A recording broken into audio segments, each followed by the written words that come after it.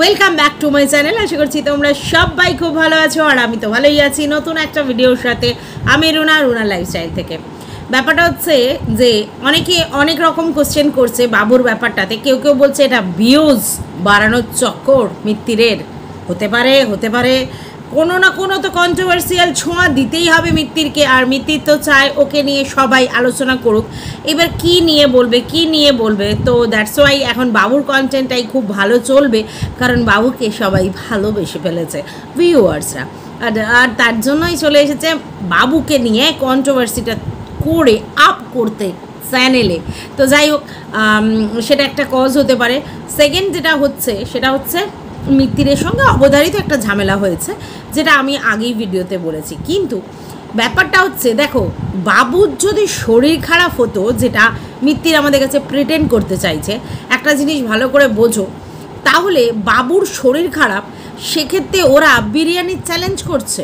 হতে পারে মিত্তিরের সেই লেভেলের ফিলিংস নাও থাকতে পারে, কিন্তু মিত্তিরের মা সেও বিরিয়ানি চ্যালেঞ্জ করছে। কি শরীর খারাপ হলো যেখানে বাবুকে ফেলে তারা বিরিয়ানি চ্যালেঞ্জ করছে? মানে বিরিয়ানি আমরা কখন খাই? বেশ একটু আমাদের শরীর ভালো থাকে, মন ভালো থাকে, পরিস্থিতি ভালো থাকে। হ্যাঁ, পরিস্থিতির ড্যাশ করি না, সরি, সবসময় বাজে কথা। তো যাই হোক, যেটা বলছিলাম সেটা হচ্ছে, সেরকম যদি একটা পরিস্থিতি থাকে যখন আমাদের অন্য কোনো টেনশন নেই, কিছু নেই, আমাদের শরীর মন সব ভালো, তখন আমরা এরকম চ্যালেঞ্জ করতে পারি, বিরিয়ানি খাই। তো সেক্ষেত্রে বাবুর শরীর খারাপ, নো টেনশন, তার মধ্যে বিরিয়ানি খাওয়া গেল। সেকেন্ড কথা হচ্ছে কাকুর বাড়ি যাওয়া। হ্যাঁ, সেটাও একটা আশ্চর্যজনক না? মানে ব্যাপারটা হচ্ছে ওই যে যাওয়া, ওই যে কাকুর বাড়ি, সেখানে গিয়ে মিট করা, বললো এর আগেও এসেছে, কিন্তু সেক্ষেত্রে আমরা তো এইবার দেখলাম যেখানে এসেছে এবং 3.5 ঘন্টা ছিল। তাহলে অসুস্থ বাবুকে রেখে 3.5 ঘন্টা সেখানে কাটানো এবং যাতায়াত মিলিয়ে কতক্ষণ বুঝতে পারছো?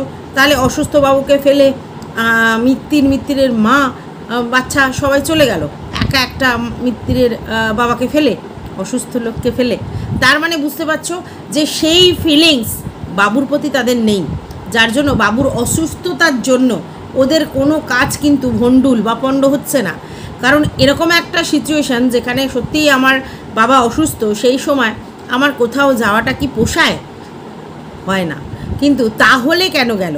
তাহলে কি মিত্তিরের সঙ্গে ঝামেলাটা এই পর্যায়ে পৌঁছেছে যেখানে সেই ঝামেলাটাকে সাল্টে নেওয়ার জন্য কাকুর বাড়ি পর্যন্ত যেতে হলো, যাতে কিনা মিত্তিরের বাবার প্রবলেমটা সলভ করে কাকু এসে? হতে পারে কি? এটাও হতে পারে।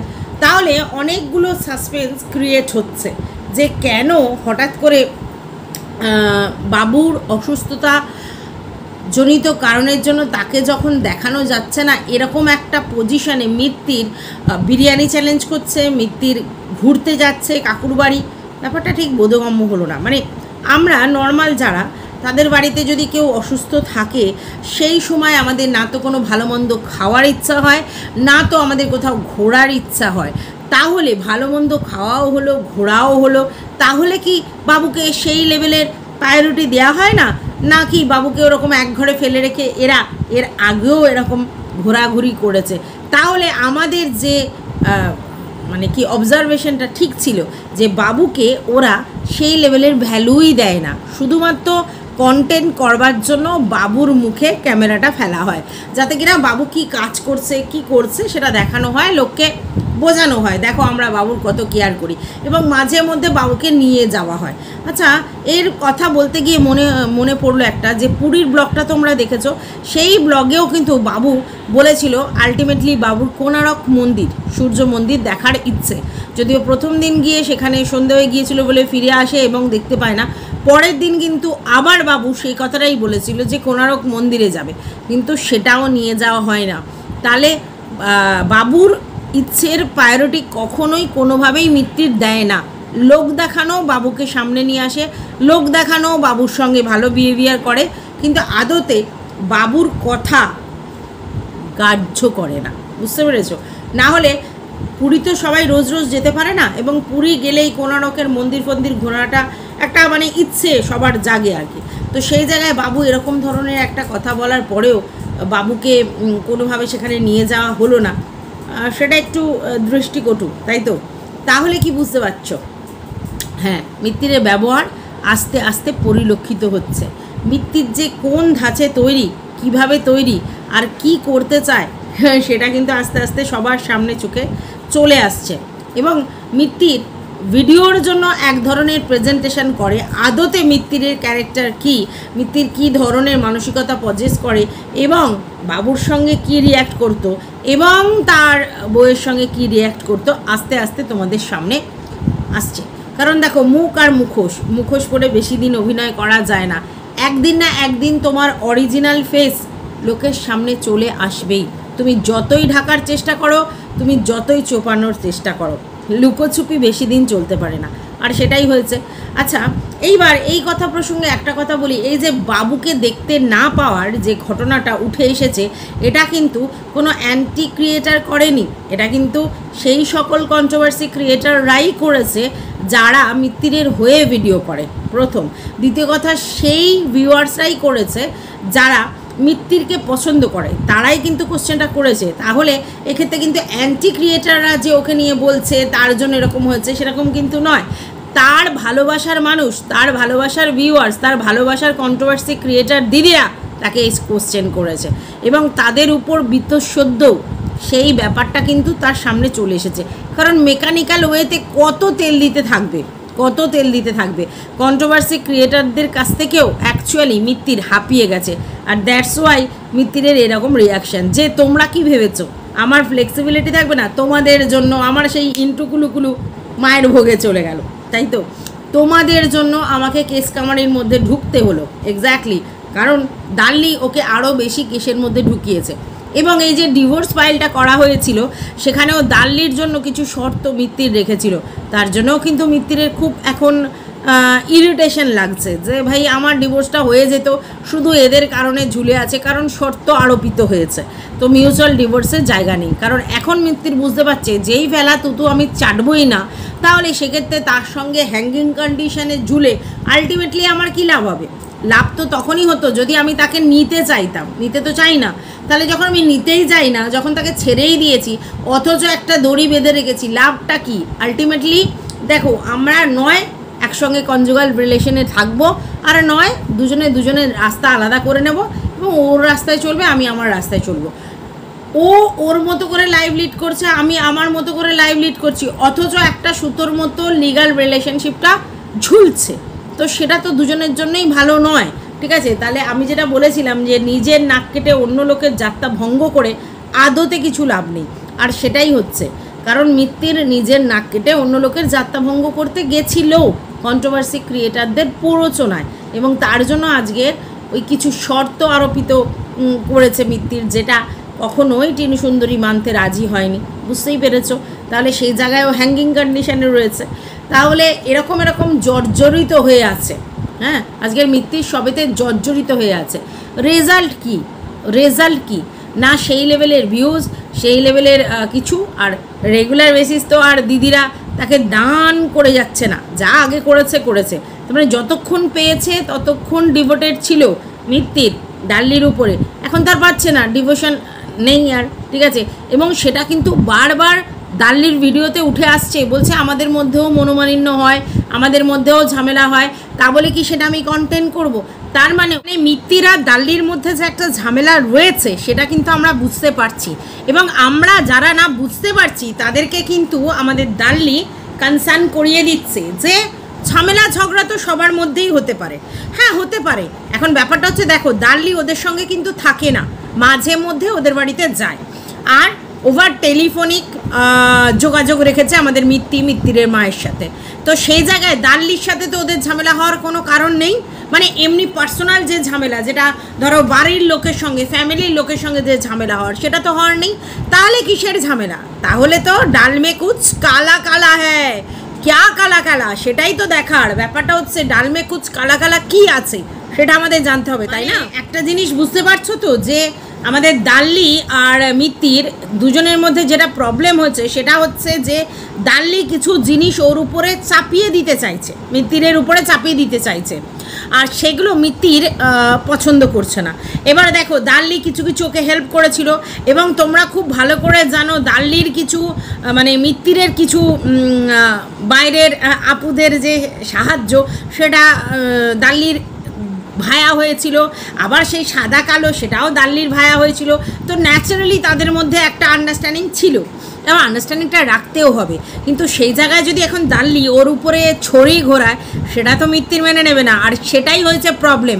এতদিন কিন্তু দাল্লি সেই লেভেলে ছড়ি ঘোরাতে পারছিল না, যখন থেকে মিরাম ঢুকেছে তবে থেকে কিন্তু দাল্লি ছড়িটাও ঘোরানো শুরু করেছে, কারণ লিগালি সমস্ত জিনিসগুলো দাল্লির কাছে খবর আছে, কি করছে, কি কতটা কি করছে। আর তোমরা খুব ভালো করে জানো এইসব যে কেস কামারির ব্যাপারগুলো সেগুলোতে পুরোপুরি একদম জিস্ট কথা বলে না, অনেক ভুয়ো জিনিস থাকে, এবং সেই ভুয়ো জিনিস দিয়ে মামলা রুজু করা হয়, তো সেগুলো দাল্লি জানে। তো এই জায়গায় দাল্লি হচ্ছে ওর ক্রাইমের বন্ধু, মানে আমাদের মিত্তিরের ক্রাইমের পার্টনার, বন্ধু। তো সেই জায়গায় যদি মানে দাল্লি মিত্তিরের কিছু ফাঁস করে দেয় তাহলে মিত্তির পড়বে মহা ফ্যাসাদে, অথচ মিত্তির দাল্লিকে খুব একটা বেশি প্রায়োরিটি দিচ্ছে না, সেটাও আমরা বুঝতে পারছি, ঠিক আছে, অনেক দিন ধরেই এটা হচ্ছে। তাহলে কোথায় গিয়ে সমস্যাটা বেঁধেছে বুঝতে পারছো নিশ্চয়ই। এইবার সবথেকে বড় কথা বলো তো কি, এরা হচ্ছে শুধু বলছে যে না আমরা কিছু হলে সঙ্গে সঙ্গে আউটবাস্ট করি না, কিছু হলে সঙ্গে সঙ্গে বলি না, আমরা কি সেটা কন্টেন্ট করি? আরে কন্টেন্ট করলে দুজনেরই তো লস, দুজনেরই কারবারে লস, তাই জন্য কন্টেন্ট হচ্ছে না, ওই জন্য নিজেরা নিজেদের মধ্যে নেগোসিয়েশন করার চেষ্টা করছে, ঠিক আছে। এইখানে কি বলো তো, আমাদের টিনু সুন্দরী তো কাউকে কোনো জবাব দেয় না, এটা মেন ব্যাপার। টিনু সুন্দরীর নামে আমরা যাই কথা বলি, টিনু সুন্দরী কিন্তু কোনো উত্তর দিতে আসে না কোনো কন্ট্রোভার্সি ক্রিয়েটারকে, এটা হচ্ছে ওর সবথেকে গুড উইল। এবার তোমরা বলতে পারো মিত্তির কি উত্তর দিতে আসে না, মিত্তিরের হাউঝাউ করবে, মিত্তির কি ডাইরেক্ট উত্তর দেবে? কিন্তু মিত্তিরের টলারেট লেভেল একদমই আমাদের টিনু সুন্দরীর মতো নয়। টিনুর অনেক বেশি পেশেন্স, অনেক ধৈর্য রেখেও কাজ করে, ও প্রচণ্ড ইগনোর করে ওর জায়গায়। মানে মিত্তিরের কমেন্ট বক্সে এই 2-4টে কমেন্ট এসছে বলে দেন অ্যান্ড দেন ও ভিডিও করতে বসে গেছে, আর কন্ট্রোভার্সি ক্রিয়েটারদের। এর আগেও তোমরা দেখেছিল, হ্যাঁ ঢ্যাপি দিদিকেও ঝেড়ে দিয়েছিল, মনে আছে নিশ্চয়ই? ঢ্যাপি দিদি কেঁদে হাঁপু ঝুপু, ঢ্যাপি দিদি ওকে কি জ্ঞান দিয়েছিল, সে জ্ঞান তো শোনেইনি, উল্টে একেবারে বলে দিয়েছিল, আর তাতে আবার দিদি ঝাপু ঝুপু, মনে আছে তো? তো মিত্তিরা তো কারোর কথা শুনলে মালা নয়, ঠিক আছে। যেটা টিনু সুন্দরী কী বলো তো, চুপ করে থাকে, রাগ হলেও বহিঃপ্রকাশ করে না, চুপচাপ চেপে সহ্য করে, সে যারটাই হোক। তো সেইটাই আর কি। তো তুমি একটা জিনিস বোঝো তোমরা, তাহলে সেখানে যদি আজকের মিত্তিরের ওই টিনুর মতো অবস্থা হতো তাহলে মিত্তিরের কী অবস্থা হতো, মানে মিত্তিরকে যদি এত কিছু শুনতে হতো। এবার অনেকেই বলবে যে না মিত্তির সৎ পথে ইনকাম করছে, আমাদের টিনু সুন্দরী অসৎ পথে ইনকাম করছে, যদি অসতের অও নেই। ইনকাম মানে ব্লগিং যেটা করছে সেখানে কোনো অসৎ জিনিস নেই। এখন পরকীয়া সামাজিকভাবে বৈধ নয়, তার জন্য তোমাদের মনে হচ্ছে সে চারিত্রিক দিক দিয়ে খারাপ, নোংরা, সেটা আলাদা জিনিস। নোংরা আর অসৎ দুটোর মধ্যে ডিফারেন্স আছে। নোংরা তোমরা তার ক্যারেক্টার দেখিয়ে বলছো যে তার ক্যারেক্টার নোংরা, সে নোংরামি করে, এটা। অসৎ মানে কি? অসৎ মানে অসৎ পথ অবলম্বন করে ভিউজ বাড়াচ্ছে, এরকম তো কিছু করেনি। তো যাই হোক, আমি এদেরকে বুঝিয়ে পারবো না, আমি জাস্ট চেষ্টা করতে পারি বোঝানোর, কিন্তু এরা বুঝবে না, ঠিক আছে। তো কিন্তু আমরা এটা বলতে পারি যে দাল্লির সাথে ভিতরে একটা ট্রিমেন্ডাস ঝামেলা বেঁধেছে। আর সত্যি কথা বলতে আমাদের মিত্তির ভালো নেই, একেবারেই তার দেয়ালে পিঠ থেকে গেছে সহ্য করতে করতে।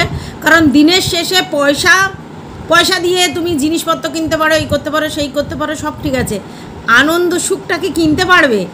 আর এতদিন পরও ফিল করেছে, এতদিন বউকে বেঁচে বেঁচে মহা আনন্দে ছিল, এতদিন পরও ফিল করেছে যে অ্যাকচুয়ালি ওর লাইফটা পুরো ফাঁকা।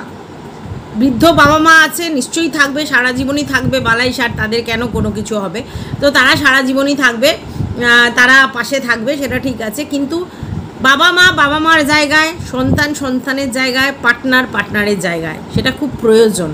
অশান্তি ঝগড়াঝাঁটি প্রবলেম হতেই পারে, ভুল করতে পারে, সেই ভুলটাকে শুধরে নিয়ে যদি আমার নতুন করে শুরু করতো ভালো, আর যদি না শোধরাতো তাহলে সেদিনই বলতো যে ভাই আমরা এরকম কোনো শোধরাবো না, তো ডিভোর্স করি, তুমি তোমার রাস্তা দেখো, আমি আমার রাস্তা দেখব।